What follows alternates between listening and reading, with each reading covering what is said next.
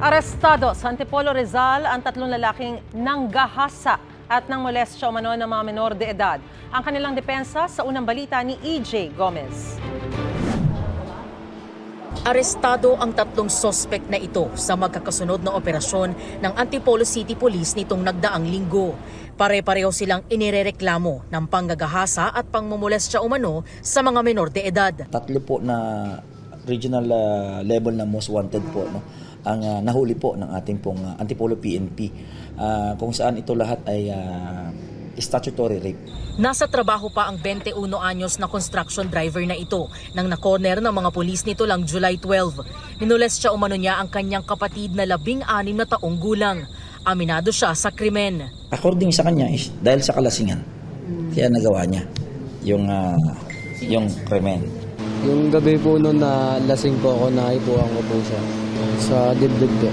Aminado naman po ako nagawa ko yung pagkakamali. Pinagsisihan ko rin po agad yung kinabukasan kung ba't ko nagawa yun.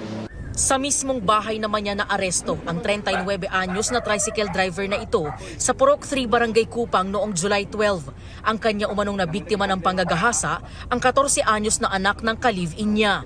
Itinanggi ng sospek ang paratang. Ito, kwanto may motibo na talaga kasi parang 4 na beses niya na ginawa ito, 4 counts. Oo.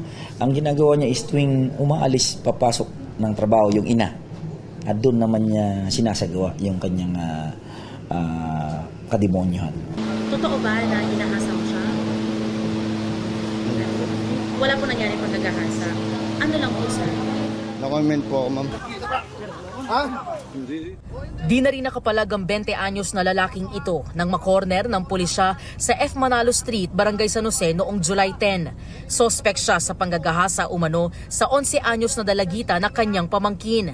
No comment siya sa paratang. Ito, pamangkin niya na 11 years old ang kanyang ginahasa. At nakatira kasi sila sa common house. Parang nalasing siya. No? Nalasing siya kaya nagalaw niya. Pero, May nangyari ba talagang panggagahasa? No-comment po talaga ako. Kasi abogado ko na lang yung po tanongin. Naharap sa reklamong statutory rape ang tatlong sospek na kasalukuyang nakadetine sa Antipolo Component City Police Station.